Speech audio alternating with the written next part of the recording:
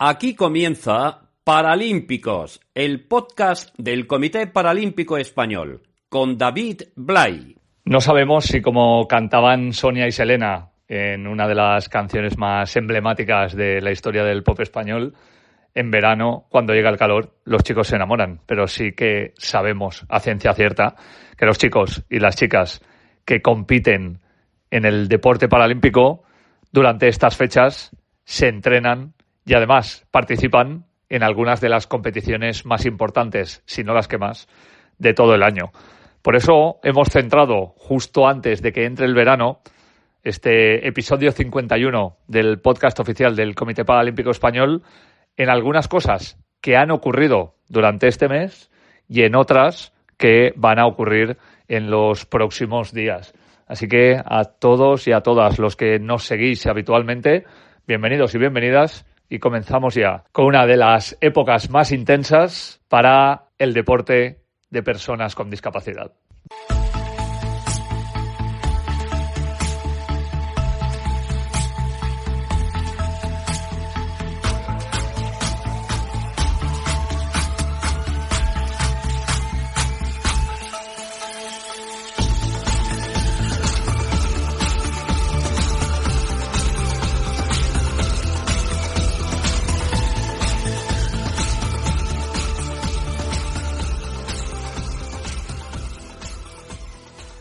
Y os decíamos al principio que íbamos a hablar de futuro, pero también de pasado. Aunque no hace demasiado tiempo que ocurrió, sí que nos hemos encontrado con uno de los mayores hitos en los últimos tiempos de uno de los deportes con más tradición y mayor crecimiento también en los últimos años en el deporte paralímpico. Por eso le hemos pedido a la directora de comunicación del Comité Paralímpico Español, Isabel Domínguez, que nos resuma el que posiblemente ha sido el evento deportivo más importante en lo que llevamos de año. ¿Qué tal, David? Madrid se convirtió este mes en la capital europea del baloncesto en silla de ruedas con la disputa de la final A4 de la Copa de Campeones, la máxima competición continental de clubes. 2 de los 4 equipos clasificados eran españoles. El Amiab Albacete, ganador de las 4 últimas ediciones de forma consecutiva y claro favorito para sumar una quinta, y el Ilunion de Madrid, que esta temporada aún no había logrado imponerse a los castellano-manchegos. Junto a ellos, el Thuringia Bulls alemán y el Briantea Cantú italiano. El sorteo quiso que los 2 equipos locales se midieran en semifinales en un encuentro muy igualado que, contra todo pronóstico, se terminaron llevando los madrileños, más sólidos en los minutos finales, por 77-72. Así lo vivieron Alejandro Zarzuela, jugador de Amiab Albacete, y Víctor Ramos, entrenador de Ilunion. Bueno, la semifinal contra Ilunion empezábamos con muchas ganas, el equipo estaba rodando bastante bien, pero ellos encontraron formas de contrarrestar nuestro estilo de juego y empezamos a entrar en problemas. No nos empezamos a encontrar ya cómodos después de esto y nos costó muchísimo ya a partir de ahí enderezar el partido y de verdad poder desarrollar nuestro partido. La semifinal contra Amiab ha sido un partido de creer, un partido de estar 2 abajo contra un equipo que nos había ganado ya 2 veces y seguir confiando en el plan de partido, seguir confiando en los jugadores, en los 12 jugadores que estaban en el banquillo, y decíamos, venga, vamos a probar con esto. Y hasta que llegó el momento, el quinteto correcto, y fuimos pillando la inercia, que era lo que buscábamos, esa inercia en el juego, y fue un partido de creer. En la otra semifinal, en cambio, Thuringia arrolló a Briantea por un contundente 90-36. Los italianos pasaron entonces a jugar contra los de Albacete por el bronce, que conquistaron estos últimos con un marcador de 68-58. El equipo italiano, al fin y al cabo, es un equipo guerrillero que hace las cosas muy bien, plantea los partidos diferentes, genera muchos problemas al equipo contrario y al fin y al cabo, bueno, está entre los 4 mejores equipos de Europa, así que al final aquí cualquiera te hace un reloj y funciona. La gran final fue una reedición de las de 2018 y 2019 y enfrentó a 2 rivales históricos de la competición continental, el Ilunion y el Thuringia. Con las gradas llenas de aficionados, los alemanes llevaron las riendas del partido hasta el descanso, pero sin distanciarse demasiado en el marcador. Sin embargo, un Ilunion muy ofensivo consiguió dar la vuelta al encuentro en el tercer cuarto y terminó como claro dominador con un 85-72 definitivo. Estábamos en un partido un poquito de toma y daca, es verdad que ellos pillaban la iniciativa con el ataque, iban muy fluidos y lo que habíamos propuesto nosotros con nuestros puntos intermedios y punto alto no acababa de funcionar bien, nos hacían un repick ahí que nos hacía mucho daño, hasta que la segunda parte hemos cambiado, hemos mantenido ese plan de partido pero con otros jugadores y hemos conseguido ya anular tanto a Jalusi como a Bajir, que eran los que al final nos estaban haciendo muchísimo daño en la primera parte, y canasta a canasta, recuperando, creyendo y disfrutando, pues míralo, mira qué resultado. De esta forma, los madrileños suman su cuarto título continental tras los logrados en 1997, 2016 y 2017 e igualan en número a Miab Albacete, único equipo español hasta la fecha con 4 Copas de Campeones. Amadou Diallo, jugador de Ilunion, mostraba así su alegría y la del resto de sus compañeros. Personalmente, para mí, han sido 9 años esperando ganar la Champions. Nos ha tocado una fase súper complicada. Entonces, nada, súper contento, orgulloso del equipo, del trabajo. Siempre se dice que para ganar los títulos importantes tienes que ganar a los mejores. Lo hemos demostrado en casa. Hemos ganado a los 2 mejores equipos de Europa. Y nada, a disfrutar del título. Hemos devuelto a Ilunion al lugar que se merece. Nunca debió irse de ahí. Llevamos años demostrándolo. Gracias a Ilunion y a todo lo que están apostando por el equipo, día a día vamos a ir demostrando de que somos el mejor equipo de Europa y el mejor equipo del mundo. Ya sea en Madrid o en Albacete, esperemos que el año que viene la Copa de Campeones de baloncesto en silla de ruedas vuelva a quedarse en España. Siempre estamos pendientes de descubrir nuevos deportes y sobre todo cuáles son sus particularidades y cómo, tanto si tenemos personas cercanas o somos nosotros mismos los que queremos iniciarnos en ellos, como si nos gustaría asistir a alguna de sus competiciones, tengamos la certeza de conocer al 100% cómo se juega y cuáles son sus reglas. Y ese es el trabajo al que hemos emplazado desde hace bastante tiempo a Álvaro Gavilán, que hoy nos descubre uno de los deportes que poco a poco y gracias a algunas figuras externas se está convirtiendo en una de las referencias del Comité Paralímpico Español. Hola David, ¿qué tal? ¿Cómo estás? Hoy te traigo otro de los deportes exclusivos del circuito paralímpico. Un deporte que aúna habilidad, técnica y precisión. En esta ocasión hablamos de la bocha. El deporte o el juego más parecido que podríamos encontrar fuera de la discapacidad es la petanca. Como en la petanca, en la bocha tenemos que lanzar nuestras bolas o nuestra pelota lo más cerca posible de otra pelota blanca, que es el objetivo, intentando alejarlas del rival y dejar la nuestra lo más cerca posible de ella. Este deporte entró a formar parte del programa paralímpico en Nueva York 1984 y lo practican fundamentalmente personas con parálisis cerebral, lesión cerebral o una discapacidad física severa. Como en el resto de deportes paralímpicos, hay clases de discapacidad para dividir a los jugadores según su grado de afectación. En este caso hay 4 que separan a los jugadores según su capacidad para lanzar la bola de manera independiente o con ayuda de un asistente y según su capacidad para mover los brazos y piernas. Cada jugador lanza 6 bolas rojas o azules y el objetivo, como decíamos, es intentar dejar la tuya lo más cerca de la blanca y alejarlas del rival, teniendo además un punto extra por cada pelota tuya más cerca que tienes del objetivo. Los partidos se juegan en 4 mangas en la modalidad individual o en 6 en la modalidad por parejas o por equipos. Yo he tenido la oportunidad ya de verlo en varios campeonatos importantes, entre ellos los Juegos de París, y te aseguro que es un deporte muy entretenido y apasionante. Así que nada, David, ya con esto me despido. Además, recordarte que tenemos al Langui ahí intentando clasificarse para los Juegos. Así que hay que estar muy pendiente de este deporte todo el ciclo. Un abrazo muy fuerte y nos escuchamos el mes que viene.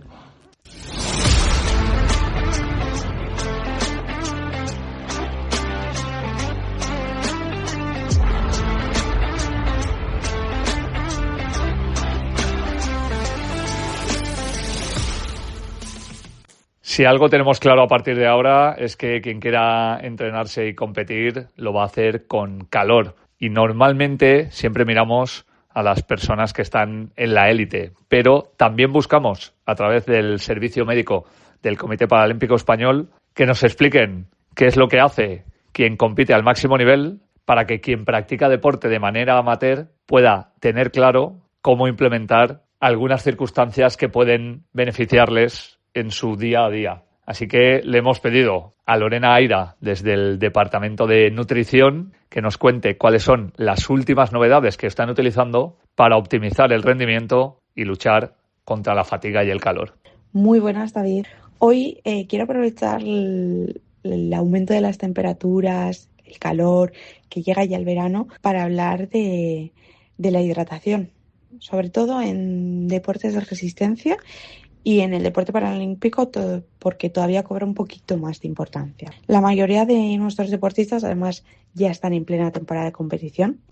Muchos otros están entrenando en pistas o en piscinas descubiertas, haciendo sesiones largas de 2, 3 o 4 horas a pleno sol. Otros están aprovechando a estos meses, ¿no?, para hacer estancias en altura, incluso pues training camps a los que van a zonas cálidas, acumulando al final muchas horas de entrenamiento y exposición al sol. De hecho, esto es uno de los aspectos en los que ahora mismo las doctoras más están insistiendo. Cuando realizamos analíticas prestamos mucha atención a la hidratación, al ese equilibrio electrolítico y a cómo está respondiendo el cuerpo, ¿no?, al entrenamiento, porque influye directamente en el rendimiento, en la recuperación y obviamente en la salud. Tenemos que entender la deshidratación, que tiene muchas consecuencias, son claras.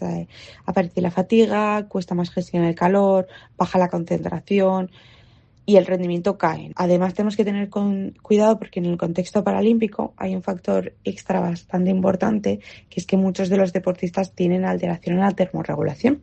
Es decir, les cuesta un poquito más gestionar y disipar el calor que se genera.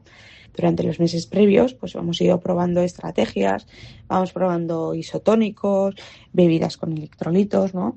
Pues para que vayan un poco tolerando digestivamente estos productos y descartando y sabiendo qué productos funcionan mejor para cada deportista, ¿no? Porque al final, igual que entrenamos las piernas o la resistencia, pues también tenemos que hacer ese entrenamiento del sistema digestivo. Donde sí que estamos viendo cosas muy interesantes y bastante actuales y son las nuevas estrategias para mantener el calor, prevenir los calambres y tolerar un poquito mejor estos entrenamientos que al final pues terminan siendo mucho más exigentes, ¿no? Sobre todo cuando hablamos de calor, muchos de los deportistas terminan hablando de los famosos calambres o de las rampas. Es verdad que este tipo de síntomas son multifactoriales, pueden venir dados por una mala preparación, por fatiga muscular, pero bueno, también es verdad que pueden estar unidos por esa pérdida elevada de sodio o situaciones de deshidratación. Te traigo un producto para que hablemos, que es sobre el jugo de pepinillos o también unas fórmulas que se llaman non-cramp.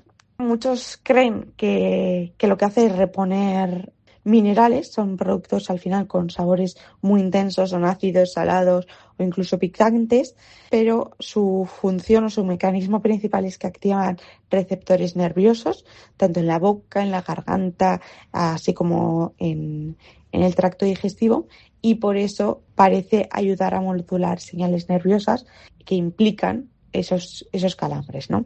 Lo habitual es utilizarlos cuando aparecen esos primeros síntomas o las primeras señales, aunque muchos deportistas que ya tienen tendencia a subir esas rampas son un poco más precavidos y lo toman un poquito antes. Otra tendencia bastante interesante son los ice mint o productos mentolados. No reducen mágicamente la temperatura corporal, pero sí que es verdad que cambian un poquito la percepción de calor. El deportista lo que hace es sentir ese frescor y muchas veces pues tolera mejor los esfuerzos largos o los entrenamientos, ¿no?, exigentes en ambientes calurosos. Otra de las soluciones, que además muy sencilla y utilizamos todos, son utilizar o llevar bebidas frías, muy frías. Pueden marcar muchas veces una gran diferencia, ¿no? Sobre todo, esta la utilizamos por su sencillez. Otra herramienta que algunos otros deportistas valoran es el glicerol. Quizás es muchísimo menos conocido, pero es interesante porque favorece la retención de líquidos. Este puede ayudarnos a empezar con más agua corporal disponible antes de esfuerzos largos, especialmente cuando sabemos que la reposición durante el ejercicio pues a veces igual es algo complicada. No sirve para todo el mundo y debe de individualizarse bien porque puede generar molestias digestivas, incluso bastante sensación de pesadez en el estómago. Y yo sigo diciendo en consulta, una de las cosas que más repito, que la herramienta más simple creo que sigue siendo mirar el color de la orina. Existe una escala muy sencilla que cualquiera puede encontrar buscando escala del color de la orina en Google, ¿no?, y que nos ayuda a orientarnos sobre nuestro estado de hidratación. En general, una orina clara o amarillo pálido puede ser buena. mientras que colores mucho más oscuros pueden alertarnos de que quizá no estamos llegando bien hidratados. La idea sería que la hidratación no empieza cuando aparece la sed ni cuando llega ese calambre o esas rampas, ¿no? Tenemos que planificarla, tenemos que practicar qué productos nos sientan bien, qué no, entrenar con ellos en diferentes situaciones, en entrenamientos más ligeros, entrenamientos más intensos, con más, menos calor. Y aunque, como vais a descubrir muy pronto, el ya exdirector de comunicación del Comité Paralímpico Español, Luis Leardi, ha dejado el cargo y se orienta hacia su merecida jubilación, no es alguien precisamente que esté parado y además tenía que dejarnos un epílogo en su sección del Minuto Paralímpico Histórico. Y hemos querido que sea con una de las grandes conquistas de los últimos años, aquella que nos acerca a la igualdad y que sobre todo da libertad al género femenino para poder seguir sus ciclos naturales y, sin embargo, no tener que abandonar la alta competición. Hoy en día podemos hablar de que las deportistas paralímpicas pueden conciliar el alto rendimiento deportivo con el hecho de ser madre, una conquista que es relativamente reciente, ya que durante mucho tiempo el embarazo de una atleta de alto nivel se entendía casi siempre como una interrupción o incluso un riesgo para su carrera deportiva. Afortunadamente, en la actualidad, en la normativa del Comité Paralímpico Español, el embarazo, el parto y el posparto se contemplan como una etapa compatible con la alta competición, no como una causa para perder apoyos. Y varios son los ejemplos destacados de grandísimas deportistas que, antes con menos facilidades y ahora con más, han vivido la experiencia de ser madres sin renunciar a proseguir una carrera plagada de éxitos. Así, nuestra deportista más laureada, Teresa Perales, ha conseguido las últimas 12 medallas, del total de 28 que tiene, después de tener a su hijo en 2010. Al igual que Marta Arce, que siendo madre de 3 hijos se hizo con la medalla de bronce en judo en los Juegos Paralímpicos de París 2024, presea que sumó a las anteriores logradas en Atenas 2004, Pekín 2008 y Londres 2012. Espectacular fue también el regreso a la alta competición de Helena Congost tras unos años de retiro en los que dio a luz a sus 4 hijos. En su retorno en los Juegos de París, se convirtió en la deportista española más mediática por culpa de la medalla de bronce en maratón que debía haber ganado, pero que le retiraron por soltarse de la cuerda que le unía a su guía para ayudarle en un desvanecimiento de este en plena línea de llegada. La triatleta Eva Moral o la atleta Izaskun Oses son otros ejemplos de deportistas que se reintegraron a la alta competición tras la maternidad, obteniendo buenos resultados internacionales, algo que también se espera de casos más recientes como los de la nadadora Saray Gascón o la atleta Sara Andrés. Y por no hablar del singular caso de conciliación familiar que supuso la participación de los baloncestistas en silla de ruedas Alejandro Zarzuela y Vicky Pérez en las respectivas selecciones españolas masculina y femenina en los Juegos de París, con una pareja de mellizos de menos de un año cuando estaban conviviendo en la Villa Paralímpica de la capital francesa. El actual Plan ADOP de 2026 establece que embarazo, parto y posparto no sean causa de suspensión o pérdida de las ayudas económicas, prevé un plan individual de retorno, el mantenimiento del 100% de la ayuda hasta 12 meses tras el nacimiento, ampliable a 18, así como una bolsa de hasta 1.000 euros para asistencia de la deportista y su familia a campeonatos durante la reincorporación. Estas medidas, que no llegaron como tal hasta 2017, son una muestra de que el progreso del deporte paralímpico español no solo se mide en medallas, sino también en avances sociales. Y que una deportista pueda ser madre sin renunciar a sus sueños es, sin duda, una de nuestras grandes victorias.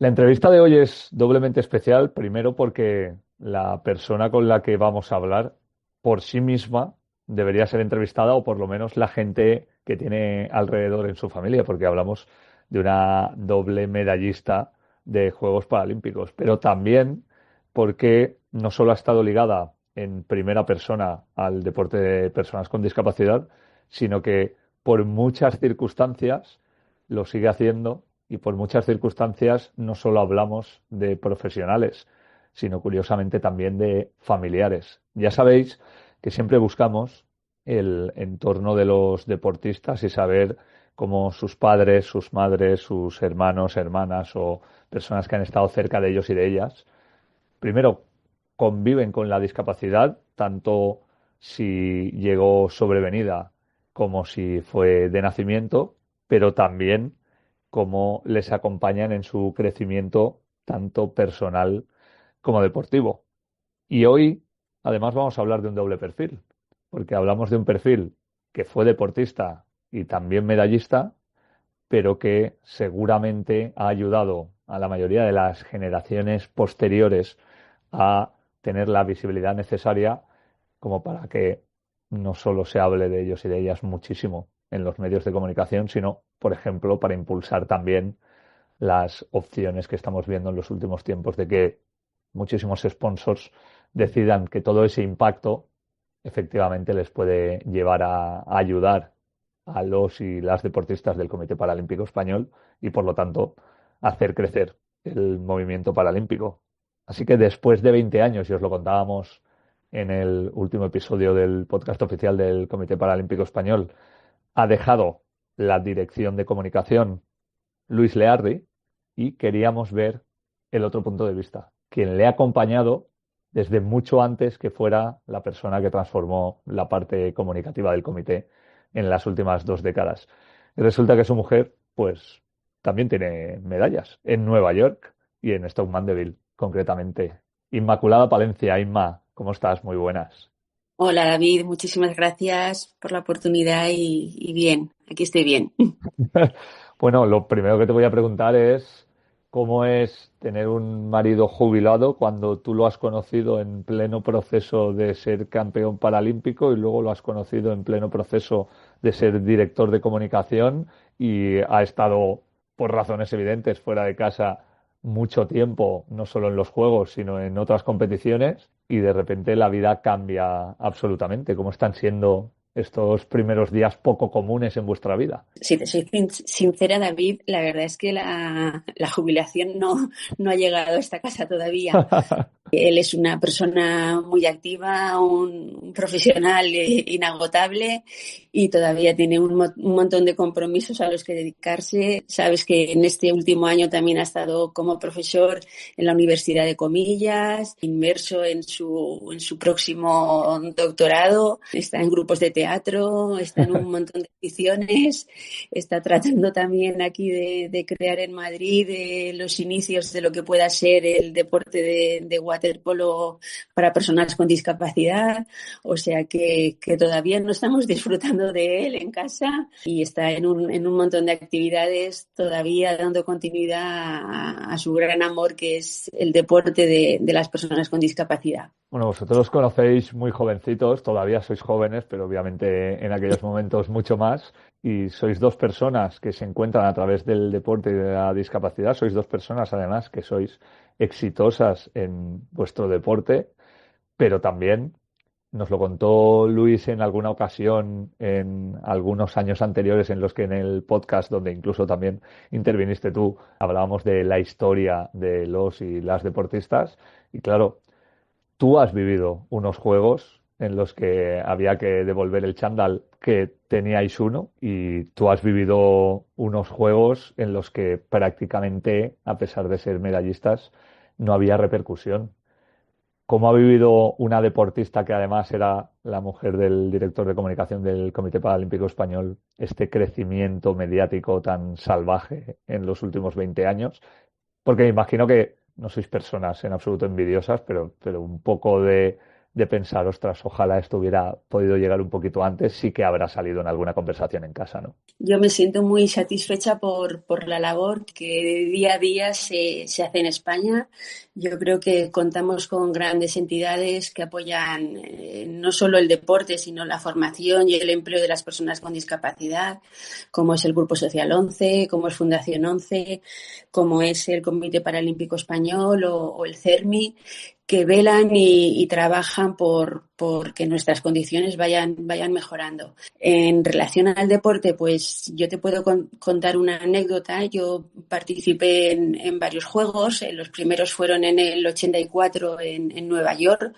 Todavía no se compartía ni la sede, ni las instalaciones, ni la Villa Olímpica. Fueron los Juegos de Los Ángeles 84. Las personas con discapacidad fueron un mes antes en la ciudad de Nueva York. Y te puedo decir que nuestra principal reflexión, yo soy valenciana y cuando volvimos a Valencia junto con grandes personas y deportistas como Pilar Jabaloyas o Eugenio Jiménez, fue el darnos cuenta de que las personas con grandes discapacidades no tenían acceso a las instalaciones donde nosotros entrenábamos. En España habíamos llevado una selección potente porque nos trajimos muchas medallas, pero sin contar con las personas con gran discapacidad. Yo nadaba en el Colegio Salesianos, en la Avenida de la Plata, en una piscina donde había que acceder subiendo bastantes escaleras y luego se entraba con una puerta giratoria. Y bueno, nosotros tres creamos la asociación que todavía existe, la SBANAMI, que era la Asociación Valenciana de Natación para Minusválidos. Hasta el lenguaje ha cambiado por un lenguaje más inclusivo y más integrador. Y creamos esa asociación pensando en esas personas con grandes parálisis cerebrales, personas con pluridiscapacidades, con la discapacidad psicosocial actual, que entonces era la discapacidad intelectual. Vamos al Hospital de la Fe a buscar a estas personas y hablar con sus familias para que vieran que los sábados por la mañana era el momento en el que nos dejaban un poco la piscina para poder dar estas clases. Luego también la ONCE en Valencia hizo una gran labor por que sus afiliados pudieran acceder al deporte. Yo me acuerdo que fui a hablar con el presidente del club en aquellos momentos y me dijo, cuando le pedí un espacio para... Yo tenía 19 años, David, en aquella época, mis compañeros también eran muy jóvenes, cuando le pedí un espacio en la piscina para nadar y me dijo, Inma, ¿estás loca? Se nos van a ahogar.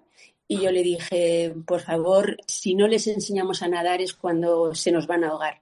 Entonces necesitamos darle la oportunidad, ¿no? Y luego, bueno, pues de allí salieron grandes campeones en natación, como Ricardo Ten en aquella época. Salieron de aquella jornada, David, de aquel trabajo, que nos gustaría haber nadado en aquella época con las condiciones, bueno, de servicios médicos, servicios nutricionistas, entrenar en un CAR, pues sí, pero, o los reconocimientos por las medallas, ¿no? Desde luego. Pero desde luego aquella fue una época en la que trabajamos, luchamos a pesar de nuestra juventud para sembrar de lo que luego estamos muy satisfechos, ¿no? Hay un momento profesional en el que tú derivas hacia la Fundación ONCE, como nos contabas, y donde Luis entra en el Comité Paralímpico Español como responsable de comunicación.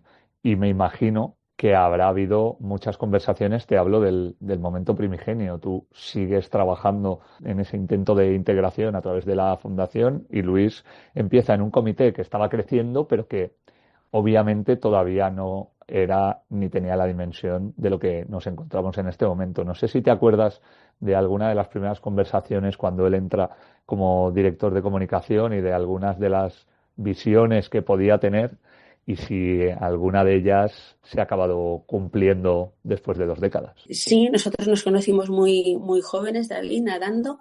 Yo en Valencia y él en Madrid, nos veíamos en las competiciones y cuando después de los Juegos de Seúl yo me quedo a vivir aquí en Madrid y a acabar mis estudios en la Universidad Complutense, tenemos la gran oportunidad de yo incorporarme a los departamentos de recursos humanos del Grupo Social 11 y Luis al Comité Paralímpico. Y sí, lo que nos unió mucho, David, fue la ilusión y también la suerte que teníamos de todo lo que había por por hacer y por crear. Éramos unos convencidos de que se podía hacer mucho en aquella época y se ha ido haciendo hasta crear, bueno, pues las grandes entidades que te he nombrado antes y que actualmente, bueno, pues defienden a nuestros deportistas y defendemos desde Grupo Social 11 y Fundación 11 la formación, el empleo y la accesibilidad de las personas con discapacidad, ¿no? Que son los grandes objetivos de estas entidades. ¿Cómo fueron los primeros desplazamientos largos o los primeros juegos en los que Luis desaparece de casa 20 días cuando aún a lo mejor no teníais familia, o si la teníais eran niños pequeños? Porque claro, hay una parte en la que os conocéis y estáis compitiendo y poco a poco vais juntándoos, hay una parte en la que ya os ponéis a convivir como pareja, hay una parte en la que sois padres, pero entiendo que también hay un momento en el que tú, por diferentes circunstancias, pasas algunos periodos en los que estás sin él porque él se tiene que desplazar a eventos de estas características. ¿Cómo ha sido o cómo fue, sobre todo al principio, ese choque en el que de repente también dejáis de veros durante mucho tiempo y donde, debo decir, las comunicaciones no son como ahora, en las que hay una facilidad enorme para poder hablar o para poder verse? Nosotros tenemos 3 hijos y además unos mellizos, con lo cual el trabajo era doble en casa. Juntarnos con niños pequeños con su ausencia. Yo siempre digo que tengo que agradecer enormemente a mis padres lo que han hecho por ayudarme, porque yo nunca dejé de trabajar, entonces no teníamos las herramientas de conciliación familiar tampoco que existen actualmente. Mis padres y una persona que desde siempre nos ha ayudado en casa, que es Maribel, con la ayuda de mis suegros, los padres de Luis, pues nos íbamos apañando. Entonces eran estancias largas, que se hacían largas, pesadas, con niños muy pequeños, con niños sin dormir, pero todo eso se olvida, David, y que ahora lo bueno es contar con un gran padre que tenemos aquí como ejemplo para sus hijos, que además los 3 están muy unidos al deporte y a la educación, y entonces tenemos la suerte de tener 2 fisios y un maestro, y estamos muy orgullosos de ellos, ¿no? De lo que han vivido, de lo que ellos recuerdan y cuentan de esas etapas y de lo que les ha marcado, ¿no? De lo que les ha marcado como persona y actualmente también profesionalmente, ¿no? A lo que se dedican es pues ayudar a las personas y hacer deporte y a educarles, ya que sean mejores adultos. Ahora, después de tantos años, lo vemos y ha valido la pena aquel esfuerzo. Normalmente en estas conversaciones la transversalidad es al revés. Solemos hablar con padres, madres o hermanas que no han tenido ninguna discapacidad y que conviven con la discapacidad de un familiar que le ha tocado al lado y que normalmente no habían tenido ninguna experiencia previa en este sentido. Aquí es todo lo contrario. Vosotros sois 2 personas que ya venían con discapacidad y tenéis 3 hijos que tienen la suerte de trabajar dentro de este mundo. Y quiero preguntarte cómo ha sido esa relación, cómo os veían ellos cuando empezaron a entenderlo y luego también en qué medida crees que, como nos decías, han acabado trabajando en el deporte para personas con discapacidad precisamente por lo que han visto en casa. Sí, yo nací con una malformación congénita, o sea que tengo una discapacidad desde nacimiento, y Luis por la poliomielitis que le dio pues al añito de su infancia, pues los 2 hemos convivido con la discapacidad en toda nuestra vida, ¿no? No recordamos otra forma de vida. Y nuestros hijos, yo te digo que desde niños han sido muy responsables. Yo no recuerdo pataletas en la calle, pataletas en los supermercados porque querían algo. Nunca nos han pedido que les cogiéramos en brazos. Yo recuerdo a Pablo que con 2 años y medio, que es la edad que se lleva con sus hermanos, llevaba una maxi-cosí y yo llevaba la otra. Es algo como muy anecdótico, ¿no? Pero para mí mis hijos nos han hecho la vida muy fácil tanto a su padre como a mí, que les ha influido como personas y como los valores que tienen actualmente, pues desde luego.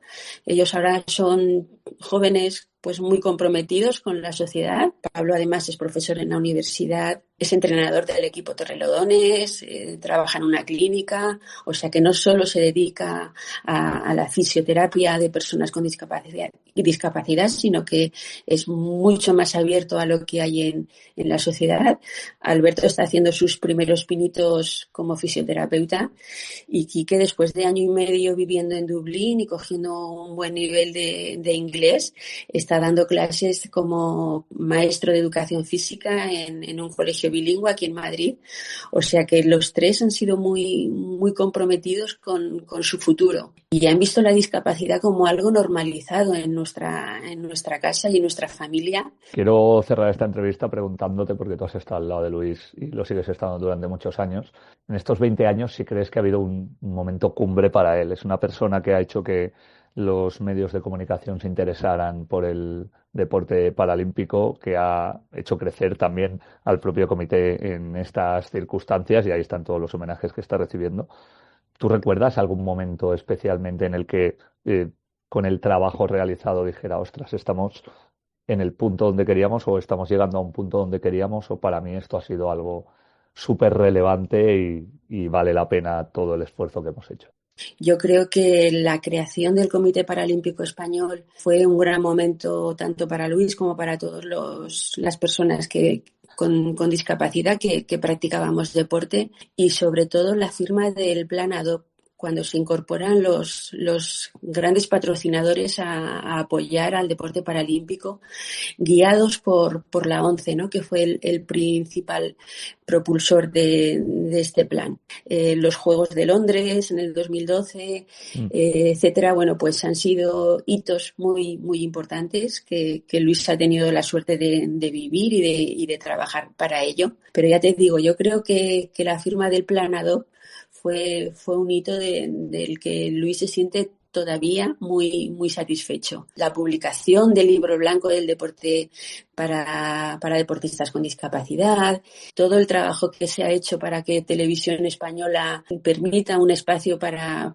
estos Juegos Paralímpicos, el minuto paralímpico que salía en Televisión Española o que sale. Entonces yo creo que hay muchos hitos que han hecho que el deporte paralímpico vaya creciendo, y que la repercusión de todos los compañeros de los medios que ha hecho que el deporte paralímpico vaya enamorando cada vez más a la sociedad. Un buen director de comunicación dicen que siempre tiene que estar en segunda línea, que no debe ser demasiado conocido en ese front row, y que lo que tiene que hacer es impulsar la imagen de las personas por las que trabaja.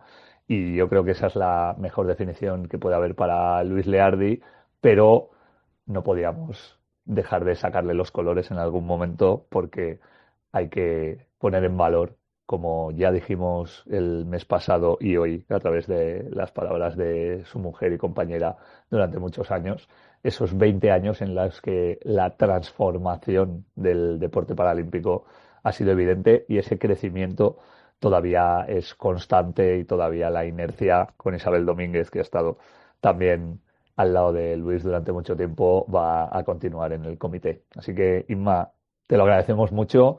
No sé si en algún momento Luis va a ser un jubilado al uso, y si no, pues igual lo ves el mismo tiempo o menos que antes, pero por lo menos sabes que va a estar haciendo otras cosas aparte del trabajo, y seguro que lo acabáis disfrutando juntos. Muchísimas gracias, como siempre, por tu aportación.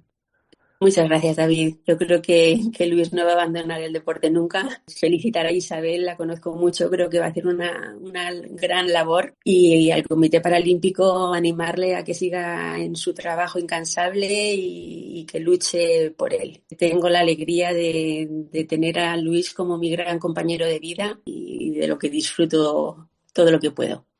Pues seguro que el disfrute es mutuo. Muchísimas gracias, Inma. Hasta pronto. Gracias a ti, David. Un abrazo. En nada, entramos en el verano y la mayoría de las personas tienen en el horizonte las vacaciones, pero los y las deportistas del Comité Paralímpico Español lo que miran es hacia los campeonatos y las competiciones, como decíamos al principio, más importantes, o algunas de ellas dentro de su calendario a lo largo del año, a falta, además, de 2 años exactos para los Juegos Paralímpicos de Los Ángeles 2028. Nosotros, como siempre, lo contaremos aquí, en el podcast oficial del Comité Paralímpico Español, que no va a parar ni siquiera en la época estival, porque si nuestros deportistas no lo hacen, nosotros tampoco podemos parar de contar sus éxitos. Muchísimas gracias a todas las personas que nos seguís y nos escuchamos en 30 días.